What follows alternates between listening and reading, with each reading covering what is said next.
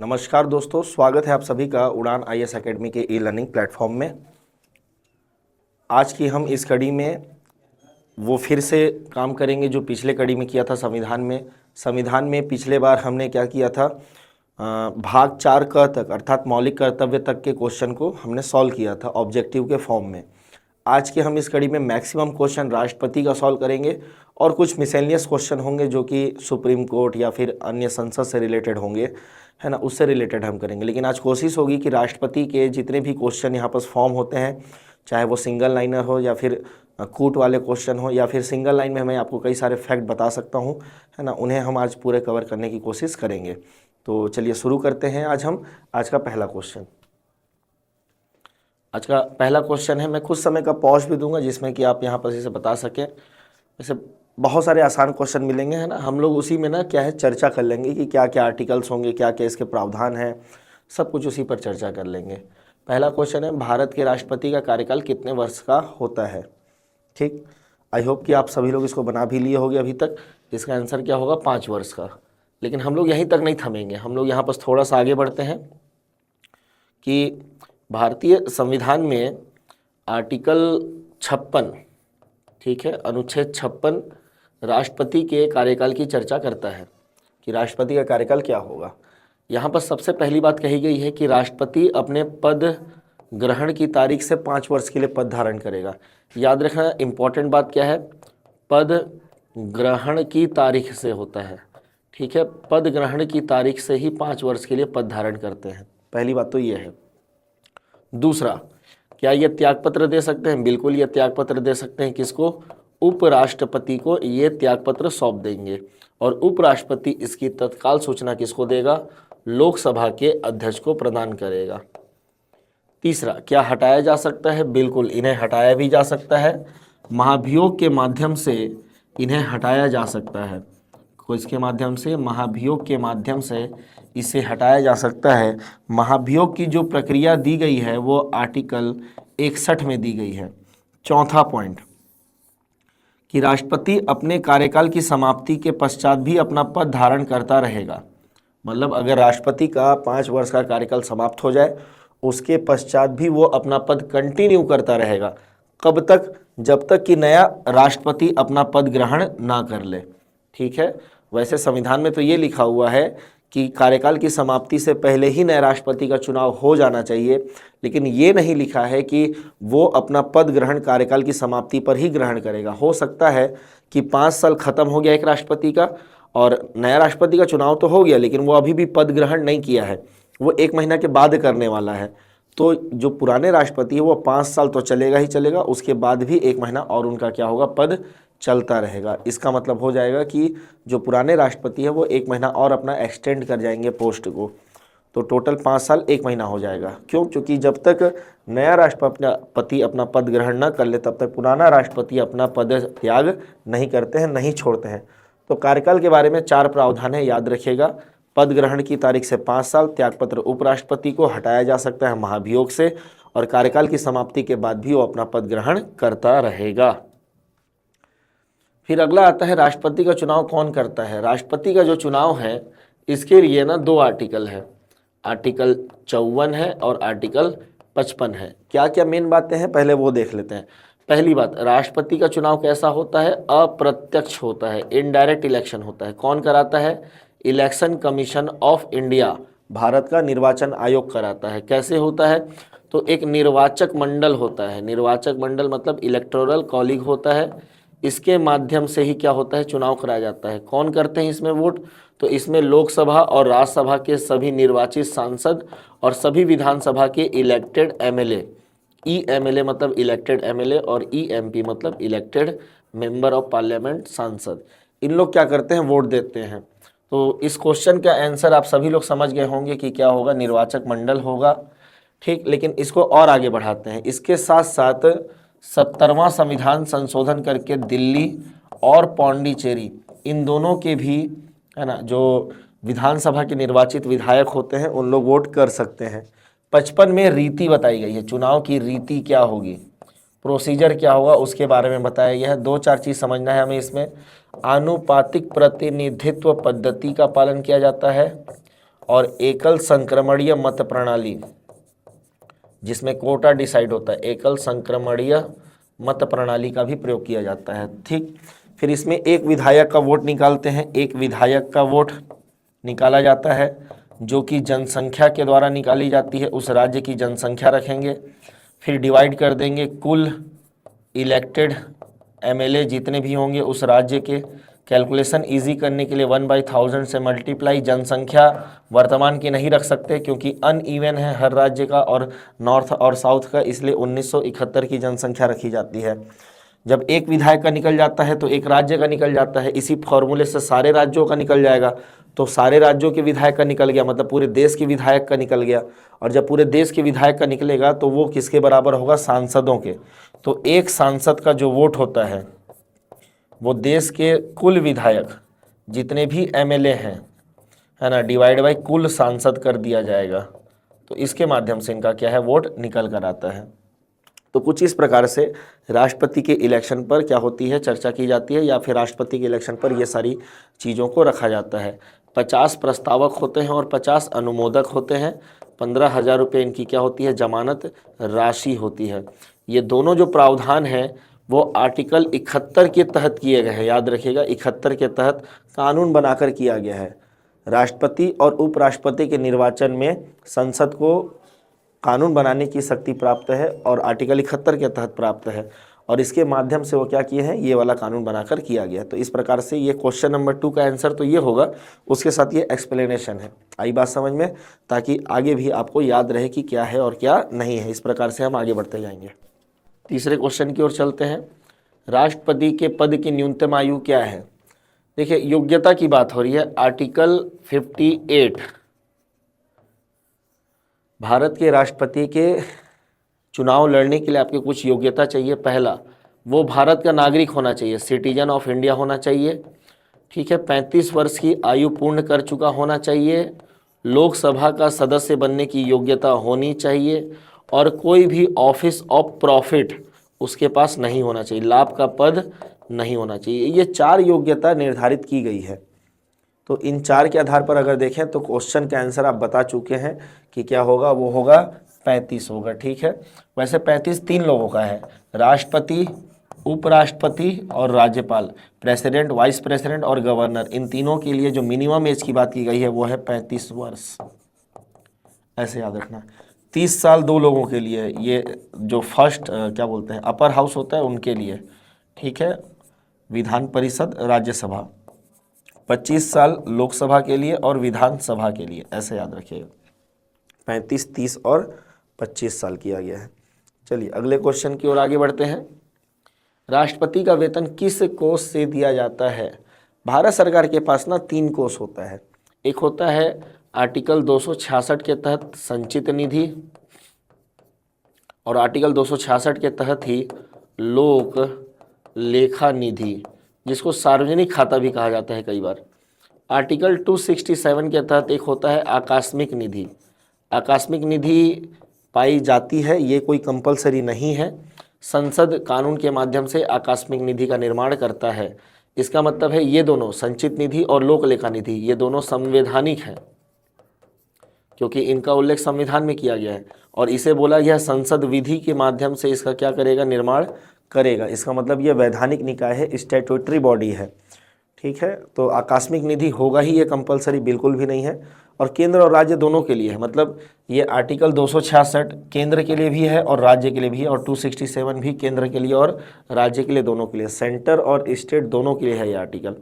मतलब केंद्र में और राज्य में संचित निधि होती है, केंद्र में राज्य में लोक लेखा निधि होती है। केंद्र और राज्य का जो विधायिका है, लेजिस्लेचर है, कानून के माध्यम से आकस्मिक निधि का प्रावधान कर सकता है। भारत में है आकस्मिक निधि, केंद्र सरकार ने इसके लिए 2022 में एक संशोधन भी किया और 30,000 करोड़ का आकस्मिक निधि का निर्माण किया गया है। ठीक है, बहुत बड़ी राशि है 30,000 करोड़। लेकिन जो मेनली पैसा है वो कहाँ से जाता है? पूरा का पूरा संचित निधि से जाता है। भारत सरकार के ऑलमोस्ट जितने भी खर्च हैं वो संचित निधि से ही किए जाते हैं, चाहे वेतन देने की बारी आए, चाहे जो भी आए। इवन तक राष्ट्रपति का अगर आप वेतन की बात करेंगे तो वो आर्टिकल 112 का जो सब क्लॉज 3 है, इसके अंतर्गत वो एक भारित व्यय के अंतर्गत आता है, मतलब उस पर आप कभी भी वोटिंग नहीं कर सकते हैं, चर्चा कर सकते हैं लेकिन वोटिंग नहीं कर सकते हैं। इवन तक जो राष्ट्रपति का वेतन है उसमें अलाभकारी परिवर्तन नहीं किया जा सकता, मतलब उसमें कोई कमी नहीं की जा सकती है। तो हमारे पास 3 खाता है, संचित निधि, लोकलेखा निधि और आकस्मिक। सारा पैसा कहाँ से जाएगा? संचित निधि से जाएगा। तो राष्ट्रपति का भी वेतन कहाँ से जाता है? संचित निधि से जाता है। आगे बढ़ते हैं अगले प्रश्न की ओर। राष्ट्रपति को शपथ कौन दिलाता है? देखिए, इसके लिए एक स्पेशल आर्टिकल है, आर्टिकल 60। आर्टिकल 60 में लिखा हुआ है कि प्रत्येक राष्ट्रपति अपना पद ग्रहण करने से पूर्व चीफ जस्टिस ऑफ इंडिया या उसकी अनुपस्थिति में सुप्रीम कोर्ट का कोई भी जज क्या करेगा, है ना, राष्ट्रपति को उनके पद का शपथ दिलवाएगा। और जो प्रारूप है वो भी कहाँ दिया हुआ है? तो वो भी दिया है अनुच्छेद 60 में ही दिया हुआ है और कहीं नहीं दिया है। ठीक, तो मुख्य न्यायाधीश दिलाते हैं इनको शपथ। और भी याद रखिएगा, उपराष्ट्रपति को कौन दिलाता है? वाइस प्रेसिडेंट को। तो वाइस प्रेसिडेंट को ना आर्टिकल 69 के तहत दिलाते हैं कौन? राष्ट्रपति। वाइस प्रेसिडेंट को प्रेसिडेंट दिलाएगा। प्रेसिडेंट को कौन दिलाएगा? Chief justice of India. अगर ये नहीं है तो सुप्रीम कोर्ट का कोई वरिष्ठ न्यायाधीश। आर्टिकल कौन सा है? 60। इसका कौन सा है? 69। एक है 159। राज्यपाल का शपथ कौन दिलाएगा? हाई कोर्ट का चीफ जस्टिस दिलाएंगे। अगर वो नहीं है तो हाई कोर्ट का कोई भी जस्टिस दिला देगा। इन तीनों का आर्टिकल 60, आर्टिकल 69 और आर्टिकल 159, इन तीनों का शपथ है राष्ट्रपति, उपराष्ट्रपति और राज्यपाल। राष्ट्रपति को दिलाएगा chief justice of India, vice president को दिलाएगा प्रेसिडेंट, गवर्नर को दिलाएगा छत्तीसगढ़ के हाई कोर्ट का चीफ जस्टिस। ठीक, और प्रारूप भी इसी आर्टिकल में है। प्रारूप भी इसी आर्टिकल में है। प्रारूप मतलब उसका जो ड्राफ्ट होता है, क्या बोलकर शपथ लिया जाएगा, वो भी इसी आर्टिकल के अंतर्गत आपको देखने को मिलेगा। बाकी सभी का कहाँ है? अनुसूची 3 में है। ठीक, तो याद रखिएगा ये शपथ के बारे में है आर्टिकल 60 में। भारत के प्रथम राष्ट्रपति कौन थे? तो भारत के प्रथम राष्ट्रपति ऑब्वियस सी बात है डॉक्टर राजेंद्र प्रसाद ही थे। ठीक है, 3 बार राष्ट्रपति रह चुके हैं ये भारत के। एक बार बिना इलेक्शन के रहे थे और 2 बार इलेक्ट हुए थे, 1952 से 1957 और 1957 से 1962 तक ये राष्ट्रपति थे भारत के 2 बार इलेक्टेड तौर पर। वरना इनको पहली बार जब राष्ट्रपति बनाया गया था वो डेट था 24 जनवरी 1950। संविधान लागू होने से 2 दिन पहले ही इनको भारत के राष्ट्रपति बना दिया गया। और 1952 में पहली बार जब इलेक्शन हुआ तो डॉक्टर राजेंद्र प्रसाद ही क्या बने? हमारे भारत के पहले राष्ट्रपति बने। ठीक, आप लोग क्या कीजिएगा, तो राष्ट्रपति का ना सीक्वेंस याद रखिएगा। जैसे दूसरे कौन थे? तो डॉक्टर सर्वपल्ली राधाकृष्णन थे। अगर आप लोग यहाँ तक वीडियो अच्छे से देख रहे हैं तो आप लोग ये बताइए कि वर्तमान में जो द्रौपदी मुर्मू जी हैं वो कौन से नंबर की राष्ट्रपति है व्यक्तिगत तौर पर? चुनाव जीतने के तौर पर अलग होता है, व्यक्तिगत तौर पर अलग होता है। जनरली आप व्यक्तिगत तौर पर ही सब कुछ देखते हैं, तो व्यक्तिगत स्तर पे वो कौन से नंबर के राष्ट्रपति हैं आपको बताना होगा। बताइएगा कमेंट सेक्शन में। ठीक है, राष्ट्रपति की कार्यपालिका शक्ति किसके माध्यम से प्रयोग होती है? देखिए, राष्ट्रपति ना नाम मात्र का प्रमुख होता है। जो भी संसदीय शासन प्रणाली होती है, अगर कोई प्रणाली संसदीय शासन प्रणाली है तो वहाँ पर जो कार्यपालिका होती है, देखिए क्या है, सरकार के 3 अंग होते हैं, विधायिका, कार्यपालिका और न्यायपालिका। जो कार्यपालिका प्रमुख होते हैं वो होते हैं राष्ट्रपति, लेकिन संसद में राष्ट्रपति नाम मात्र के प्रमुख होते हैं। ठीक है, नॉमिनल हेड है। एक्चुअली हेड कौन है? तो प्रधानमंत्री या फिर उनका सारा मंत्रिपरिषद। मंत्रिपरिषद के साथ प्रधानमंत्री वास्तविक प्रमुख हो जाते हैं। तो राष्ट्रपति के पास ना केवल डी जूरी पावर होता है, डी फैक्टो नहीं होते ही है। प्रधानमंत्री और मंत्री जो होते हैं वो ज़्यादातर पावर यहाँ पर इंजॉय करते हैं। तो क्वेश्चन क्या पूछ रहे हैं, किसके माध्यम से प्रयोग होगा? तो राष्ट्रपति मंत्रिपरिषद के माध्यम से अपनी शक्तियों का क्या करते हैं? प्रयोग करते हैं। ये जो लिखा है ना आर्टिकल 74 के मामले हैं। ठीक है, आर्टिकल 74 में लिखा हुआ है कि राष्ट्रपति को उसके कार्यों में सहायता देने एक मंत्रिपरिषद होगी जिसका प्रधान प्रधानमंत्री होगा। फिर राष्ट्रपति किस सशस्त्र बल का सर्वोच्च सेनापति होता है? तीनों का होता है। आर्टिकल 53 इसके लिए याद रखना आप लोग। आर्टिकल 53 कहता है कि तीनों सशस्त्र सेनाओं का जो प्रमुख होंगे वो कौन होंगे? तो राष्ट्रपति होंगे। 8वां का बी, इजी क्वेश्चन है, आर्टिकल बस याद रखिएगा थोड़ा सा।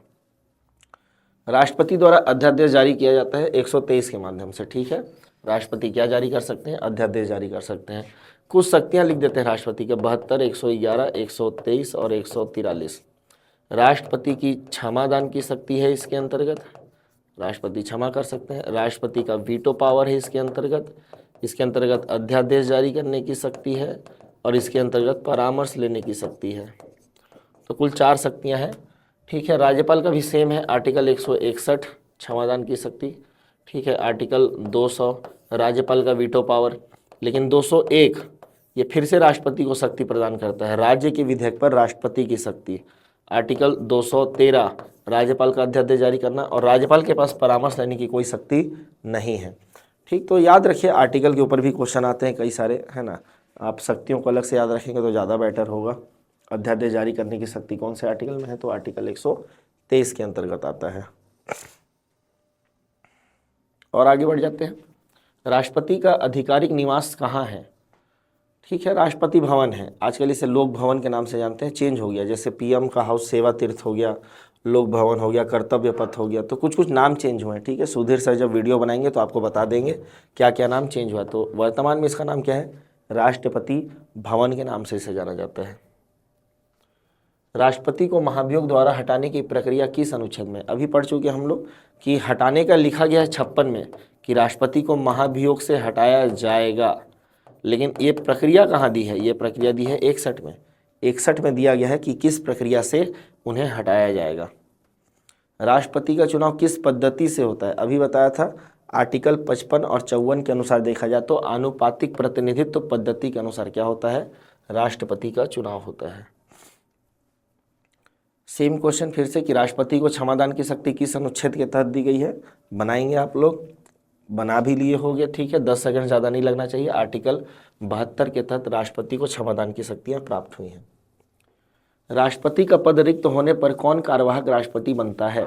देखिए, आर्टिकल 65 इसके लिए काम करता है। आर्टिकल 65 कहता है कि राष्ट्रपति के पद की रिक्ति के समय उपराष्ट्रपति राष्ट्रपति के रूप में काम करेगा जब तक कि पुनः कोई नया राष्ट्रपति अपना पद ग्रहण ना कर ले, या राष्ट्रपति के छुट्टी के समय उपराष्ट्रपति राष्ट्रपति का काम करेगा। कब तक? जब तक कि वही राष्ट्रपति अपना पद ग्रहण फिर से ना कर ले।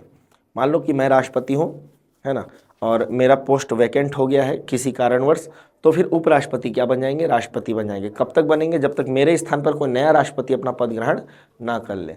और अगर मान लो मैं छुट्टी पे गया हूँ तो फिर मैं कब तक उपराष्ट्रपति पद धारण करेंगे? जब तक कि मैं छुट्टी से वापस ना आ जाऊं। तो दोनों कहानी अलग अलग है और दोनों कंडीशन में कौन धारण करता है इनका पद? उपराष्ट्रपति ही करता है, आर्टिकल 65 के माध्यम से। आगे बढ़ जाते हैं। राष्ट्रपति को त्यागपत्र किसे देना होता है? उपराष्ट्रपति को देना होता है। ठीक है, आर्टिकल 56 में यही पढ़ा हमने अभी कि आर्टिकल 56 में उपराष्ट्रपति को क्या सौंपेंगे? वो त्यागपत्र। उपराष्ट्रपति इसकी तत्काल सूचना किसको देगा? ठीक है, कमेंट सेक्शन में आप बताइएगा उत्तर, क्योंकि मैं अभी जस्ट 10 मिनट पहले बताया था आपको कि उपराष्ट्रपति इसकी सूचना किन्हें प्रदान करेगा। राष्ट्रपति को वित्त आयोग की नियुक्ति किसके परामर्श से करता है? मंत्रिपरिषद के, और किसी के नहीं। ठीक है, मंत्रिपरिषद के परामर्श पर वो वित्त आयोग के अध्यक्ष की नियुक्ति करता है या वित्त आयोग की नियुक्ति करता है। राष्ट्रपति किसे प्रधानमंत्री नियुक्त करता है? देखिए, संसदीय शासन व्यवस्था में जो सरकार होती है ना, उनमें पूरी तरीके से स्पष्ट विभाजन नहीं होता है। जैसे विधायिका और कार्यपालिका ऑलमोस्ट साथ साथ चलती हैं। विधायिका के 2 सदन हैं, लोकसभा और राज्यसभा। लोकसभा में जितने भी सीटें होती हैं उसमें से जो 50% से ज़्यादा लाता है वही व्यक्ति कार्यपालिका में क्या बनता है? प्रधानमंत्री बनता है, और उसके सभी के सभी क्या बनते हैं? मंत्री बनते हैं। मतलब जो लोकसभा में बहुमत दल का नेता होता है वही क्या बनता है? प्रधानमंत्री बनता है। तो उसी को लगा देंगे हम, बहुमत दल का नेता ही क्या बनेगा? प्रधानमंत्री बनेगा।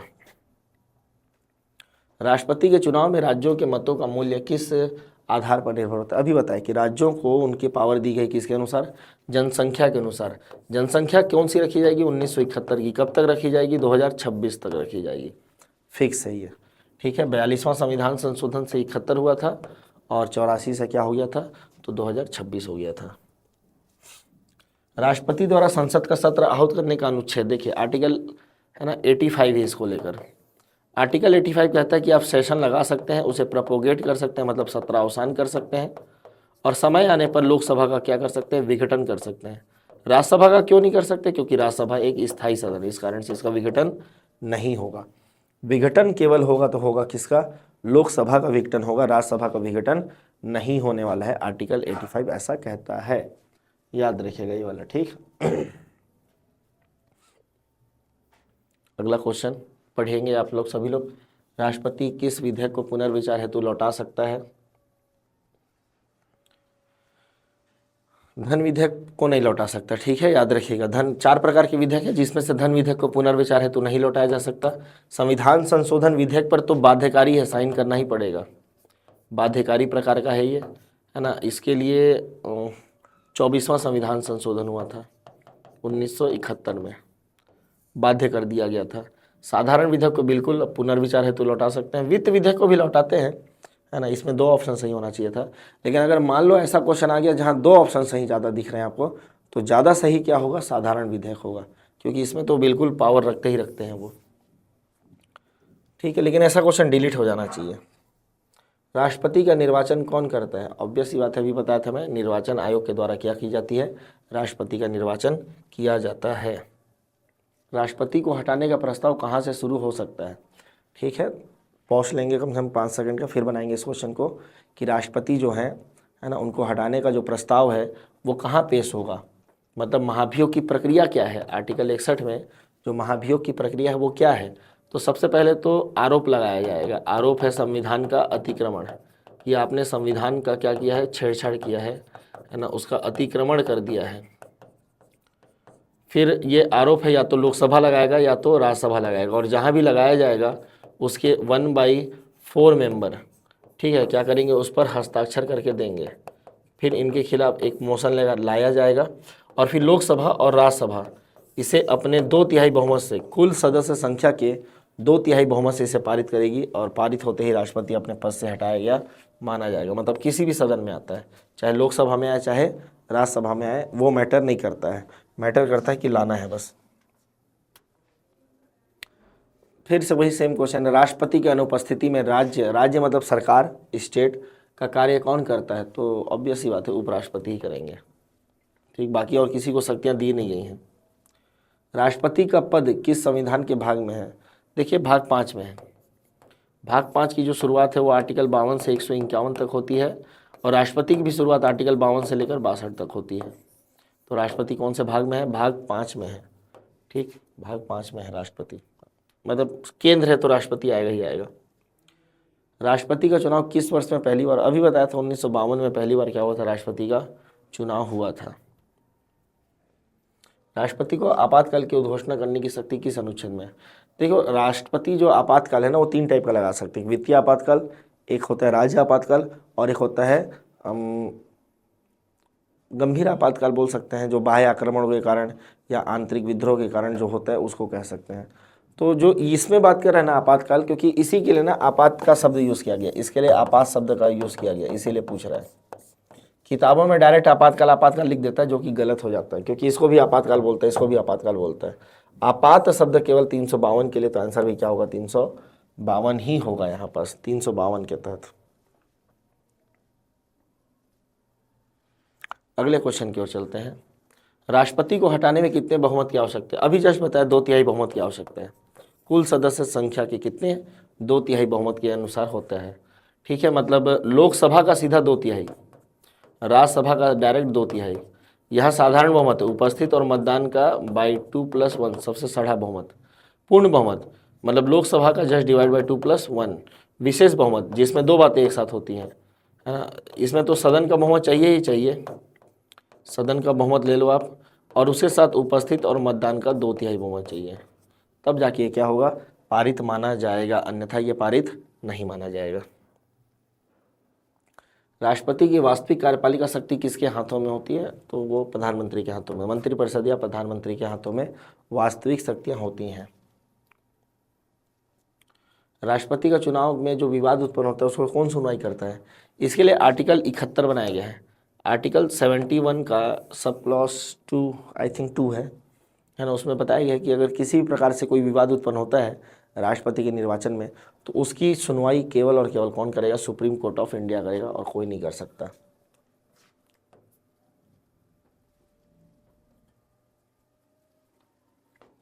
राष्ट्रपति राज्यसभा का सदस्य क्यों नहीं होता है? क्योंकि संविधान में मना ही है, और क्या है ना। राष्ट्रपति के पद की शर्तें बताई गई हैं, आर्टिकल 59 क्या बोला गया है कि राष्ट्रपति किसी भी सदन का सदस्य नहीं होगा। अगर कोई ऐसा सदस्य राष्ट्रपति निर्वाचित हो जाता है तो ये समझा जाएगा कि राष्ट्रपति का पद ग्रहण करते ही आपने अपने सदन में अपना स्थान क्या कर दिया है, रिक्त कर दिया है। बाय डिफ़ॉल्ट ऑटोमेटिक ही वो पद क्या हो जाता है, रिक्त हो जाता है। तो संविधान में मनाही इस कारण से नहीं हो सकता भाई। आर्टिकल 59।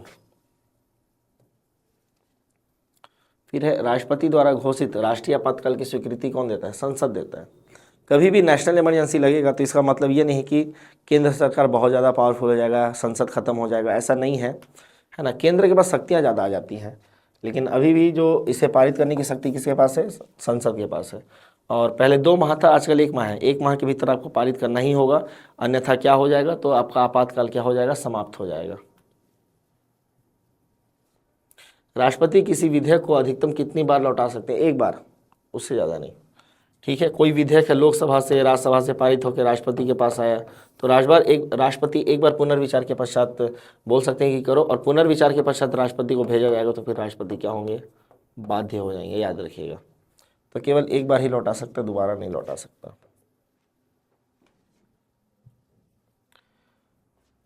राष्ट्रपति पर महाभियोग किस आधार पर लगाया जाता है, अभी बताया था, संविधान के उल्लंघन पर या अतिक्रमण पर क्या लगाया जाता है, राष्ट्रपति पर महाभियोग का लगाया जाता है। राष्ट्रपति के चुनाव में मतदान खुला होता है, गुप्त होता है भाई। ठीक है, राज्यसभा के चुनाव ओपनली होते हैं, लेकिन राष्ट्रपति, उपराष्ट्रपति, लोकसभा, है ना, इन सभी के चुनाव कैसे होते हैं, गुप्त रूप से किए जाते हैं। राष्ट्रपति किस परिस्थिति में मंत्रिपरिषद की सलाह लौटा सकता है, संवैधानिक परिस्थिति हो तो हटा ही सकता है ना। कितने बार होगा ऐसा बोलेगा तो केवल 1 बार ही लौटा सकता है। ठीक है, और क्योंकि सलाह मानने के लिए 1 बार वो बोल सकता है रिकंसिडरेशन करिए आप, फिर उसके बाद लाइए इसे, तो 1 ही बार आएगा वो, दोबारा नहीं आएगा।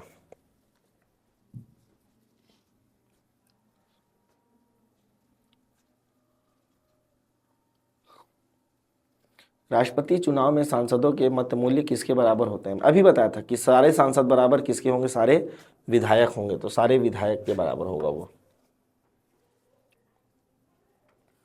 राष्ट्रपति किसी राज्य के राष्ट्रपति शासन कब तक लगाता है, कब तक नहीं, कब लगाता है, किस अनुच्छेद के तहत लगाता है, ऐसा होना चाहिए। तो राष्ट्रपति शासन तो ये 356 के तहत लगेगा, राज्य आपातकाल कहते हैं इसे। चलो अगला प्रश्न की ओर चलते हैं। अगला प्रश्न है, राष्ट्रपति को मंत्रिपरिषद की सलाह लिखित में कब मिलती है। क्या हुआ कि 42वां संविधान संशोधन करके राष्ट्रपति को मंत्रिपरिषद की किसी भी बात को मानने के लिए बाध्य कर दिया गया। बाद में 44वां संविधान संशोधन आया मोरारजी देसाई के समय, तो ये बोला गया कि राष्ट्रपति 1 बार क्या कर सकते, पुनर्विचार हेतु भेज सकते हैं। इसके साथ साथ काउंसिल ऑफ मिनिस्टर, मंत्रिपरिषद को लिखित में क्या देनी होगी, सलाह देनी होगी आपातकाल को लेकर। तो उसी को पूछ रहे हैं, आपातकाल को लेकर ये आर्टिकल धारा क्या बोलेंगे उससे, संशोधन नंबर 44 आ जाएगा। राष्ट्रपति की शक्तियाँ किस प्रकृति के हैं, नाम मात्र की हैं। ठीक है, उनकी जो शक्तियाँ किस प्रकार से हैं, नाम मात्र की शक्तियाँ होती हैं उनके पास। ठीक है, वास्तविक शक्तियों का जो पालन है वो तो मंत्रिपरिषद के साथ कौन करता है, प्रधानमंत्री करता है। तो आई होप कि राष्ट्रपति को बहुत सारे अच्छे तरीके से आप सॉल्व किए होंगे, है ना। कुछ क्वेश्चन अलग हैं, उनको देखते हैं अब। निम्नलिखित कथन पर विचार करना है और सही कथन पर विचार करना है, और संविधान से रिलेटेड है, बोल रहे हैं। पहला कूट, प्रत्येक राज्य की विधानसभा की कुल सदस्यता 450 से अधिक नहीं होगी, जो राज्य के प्रादेशिक निर्वाचन क्षेत्रों में से प्रत्यक्ष निर्वाचन द्वारा चुने जाएंगे। देखो ये लाइन तो सही है कि राज्य के प्रादेशिक निर्वाचन क्षेत्र से प्रत्यक्ष रूप से चुने जाएंगे, लेकिन अगर आप बोलोगे कि 450 से अधिक नहीं हो सकती, ये गलत है। अधिकतम कितना है, 500 है, मिनिमम कितना है, 600। हाँ, 60 से नीचे, सॉरी, मिनिमम है 60 और मैक्सिमम है 500। तो 60 से नीचे नहीं हो सकता और 500 से ज़्यादा नहीं हो सकता। फिर भी कुछ राज्यों में है, सिक्किम में है, देख लो आप 32 है ना, और गोवा में देख लो आप 40 है, सिक्किम में 32-40। तो इसका मतलब ये नहीं है कि वहाँ विधानसभा गलत तरीके से बनाया गया है। इसका मतलब ये है 60 से नीचे नहीं हो सकती, तो 60 से नीचे करना है तो संविधान में क्या करना होगा, संशोधन। तो संविधान संशोधन करके गोवा, दिल्ली जैसे, अरुणाचल प्रदेश जैसे राज्यों में क्या किया गया है, तो विधानसभा बनाया गया है। तो पहला तो गलत हो जाएगा। कोई व्यक्ति किसी राज्य की विधानसभा के स्थान भरने के लिए चुने जाने के लिए अहित नहीं हो यदि उसने, हाँ बिल्कुल ये तो सही है कि अगर किसी व्यक्ति को विधानसभा का चुनाव लड़ना है तो 25 साल की आयु पूर्ण करनी होगी। तो इसका हो जाएगा क्या, सेकेंड वाला ऑप्शन और क्या, साथ साथ बनाते चलिएगा, है ना, ताकि ठीक लगे आपको भी। भारत में कुल 24 उच्च न्यायालय, गलत, 25 उच्च न्यायालय है। 25 है, जिसमें से 2 यूनियन टेरिटरी के पास है और 23 भारत के पास है। 2 यूनियन टेरिटरी कौन से हैं, तो दिल्ली और पौंडीचेरी, ये 2 यूनियन टेरिटरी है जहाँ पर क्या पाया जाता है, हाई कोर्ट पाया जाता है। बाकी 23 राज्यों में हाई कोर्ट है। राज्य कितने हैं, 28 हैं। 5 राज्यों को कहीं ना कहीं मर्ज कर दिया गया, जैसे चंडीगढ़ हाई कोर्ट में आपको पंजाब भी मिलेगा और हरियाणा भी मिलेगा, ठीक। उसी प्रकार से गुवाहाटी हाई कोर्ट में आपको 4 राज्य देखने को मिलेगा, असम, अरुणाचल प्रदेश, नागालैंड, मणिपुर, ये 4 राज्य देखने को मिलेंगे। तो देश में जो कुछ न्यायालय ऐसे हैं, है ना, जो कि 2 राज्यों में अधिकार रखते हैं, 2 से अधिक राज्यों में अधिकार रखते हैं। जैसे एक हो गया चंडीगढ़ हाई कोर्ट, जिसमें आपको पंजाब भी मिलेगा और हरियाणा भी मिलेगा। दूसरा है आपका बॉम्बे हाई कोर्ट, जहाँ बम्बई में मिलेगा और गोवा भी मिलेगा। और तीसरा है आपका गुवाहाटी हाई कोर्ट, जहाँ 4 राज्य मिलेंगे। तो एक हाई कोर्ट ऐसा जहाँ 4 राज्य हैं, ठीक है। एक हाई कोर्ट ऐसा जहाँ 2 राज्य हैं और एक हाई कोर्ट है जहाँ 2 राज्य हैं। तो देखो 23 हाई कोर्ट तो हो गए, 5 राज्यों को एडजस्ट करना है, तो 1 2 3 4 और ये 5 राज्य एडजस्ट हो जाते हैं। तो देखा जाए तो पहला तो ये तो गलत हो गया। भारत के 4 उच्च न्यायालय की क्षेत्रीय अधिकारिता 1 से अधिक राज्य में आते हैं, नहीं, 3 ही राज्य के आते हैं, ठीक है। कितने राज्य के आते हैं, 3। हाँ, अगर इसमें संघ शासित मिला दोगे तो टोटल 7 हैं इसमें। जैसे Jammu and Kashmir high court, जिसमें जम्मू कश्मीर लद्दाख दोनों आता है। चेन्नई हाई कोर्ट, जहाँ चेन्नई और अंडमान निकोबार दोनों आते हैं, सॉरी पांडिचेरी आते हैं। कलकत्ता हाई कोर्ट, जहाँ अंडमान निकोबार और पश्चिम बंगाल दोनों आते हैं। और एक और है Ernakulam high court, Ernakulam high court जहाँ पर आपके लक्षद्वीप और केरल दोनों आते हैं। तो ध्यान दोगे तो 1 2 3 4 5 6 7 ऐसे हाई कोर्ट है जिनका क्षेत्राधिकार 1 से अधिक राज्य या संघ राज्य क्षेत्र पर है। लेकिन अगर आप केवल राज्य की बात करेंगे तो केवल 3 आएगा। तो दूसरा कथन भी क्या हो जाएगा, गलत हो गया। सब गलत हो रहा है। तो केवल एक संघ राज्य क्षेत्र में स्वयं का उच्च न्यायालय है, भी गलत है भाई। 2 यूनियन टेरिटरी में ना, एक है अपना दिल्ली में और एक है जम्मू कश्मीर में। सॉरी, यहाँ पौंडीचेरी बोल दिया था क्या मैं, है ना, सॉरी दिल्ली में है और कहाँ है, तो जम्मू एंड कश्मीर में है। तो तीसरा भी गलत हो गया, कोई सही नहीं है। पूछ भी तो गलत रहा है, ध्यान ही नहीं दिया हम लोग। पूछ क्या रहा है, गलत पूछ रहा है, तो तीनों गलत हो गया। आंसर क्या होगा, 1 2 3, तीनों गलत है, याद रखिएगा, ठीक है। बड़ा क्वेश्चन है, अच्छा क्वेश्चन है, ध्यान से इसे सॉल्व कीजिएगा। अगले प्रश्न की ओर चलते हैं। भारत में उच्च न्यायालय के न्यायाधीश को हटाने के लिए रीति उच्चतम न्यायालय के न्यायाधीशों को हटाने की रीति के समान है, बिल्कुल। हाई कोर्ट के न्यायाधीशों को उसी आधार पर हटाया जाता है जैसे सुप्रीम कोर्ट के न्यायाधीशों को हटाया जाता है, कोई डिफरेंट नहीं है। उच्च न्यायालय का कोई स्थायी न्यायाधीश अपने पद से सेवानिवृत्ति के पश्चात भारत में किसी भी न्यायालय या किसी प्राधिकारी के समक्ष अभिवंचन का कार्य नहीं कर सकता। गलत, कर सकता है, अपने हाई कोर्ट में नहीं करेगा। जहाँ जहाँ का वो हाई कोर्ट का जज रहा है वहाँ नहीं करेगा, बाकी जगह कर सकता है। और सुप्रीम कोर्ट में तो कर ही सकता है। तो पहला तो सही है, लेकिन दूसरा गलत हो गया, है ना। और पूछा क्या था, सही कथन। तो पहला सही और दूसरा क्या हो जाएगा, यहाँ पर गलत निकल के आ जाएगा।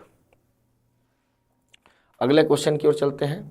ग्राम न्यायालय के निर्णय पर अपील जिला अदालत के समक्ष होती है, बिल्कुल होती, कोई दिक्कत नहीं है ना, बनाया ही गया था इसीलिए। ग्राम न्यायालय की अध्यक्षता प्रथम श्रेणी के न्यायिक मजिस्ट्रेट के द्वारा की जाती है, बिल्कुल सही है, ठीक है, मजिस्ट्रेट ही होगा। ग्राम न्यायालयों में न्यायाधीशों या न्यायाधिकारियों को संबंधित उच्च न्यायालय के परामर्श से राज्य सरकार के द्वारा नियुक्त किया जाता है, ये भी सही है, ठीक है। तीनों कथन क्या होगा, सही होगा। 2006 में ना ग्राम न्यायालय की चर्चा बहुत होती थी, आजकल ये चर्चा समाप्त हो चुकी है। भारतीय संविधान के संदर्भ में डीपीएसपी में क्या लिखा हुआ है, डीपीएसपी के बारे में पूछ रहा है। विधायिका की कृत्यों पर निर्बंधन करते नहीं, डीपीएसपी कभी भी विधायिका को रोकती नहीं, बल्कि मौलिक अधिकार रोकती। मौलिक अधिकार, है ना, सरकार को कानून बनाने से रोकती है मतलब प्रोटेक्ट करने के लिए, लोगों को प्रोटेक्ट करने के लिए बात की गई है उसमें कि आपके पास ये होगा, आपके पास वो होगा। अगर सरकार इस प्रकार का कानून बनाती है और आपके कानून बनाने से ये छीन जाता है, तो आप उसका प्रोटेस्ट कीजिए, उसे ख़त्म कराइए। लेकिन डीपीएसपी के साथ ऐसा नहीं है। डीपीएसपी तो बल्कि फ्रीडम देता है राज्य को, सरकार को, काम कीजिए करके। कार्यपालिका की शक्तियों पर निर्बंधन करते हैं, डीपीएसपी कार्यपालिका नहीं, दोनों नहीं है, दोनों गलत है, ठीक है, कोई निर्बंधन नहीं है भाई। ऑप्शन नंबर डी क्या होगा इसका आंसर होगा।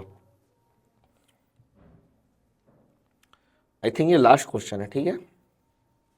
निम्नलिखित में से कौन से राज्य के नीति निर्देशक तत्वों में शामिल है? मानव का दुर्व्यापार और बलाश्रम का प्रतिषेध। नहीं, ये तो फंडामेंटल राइट्स है ना। आर्टिकल कौन सा है इसमें? आर्टिकल 23 है, ये फंडामेंटल राइट है।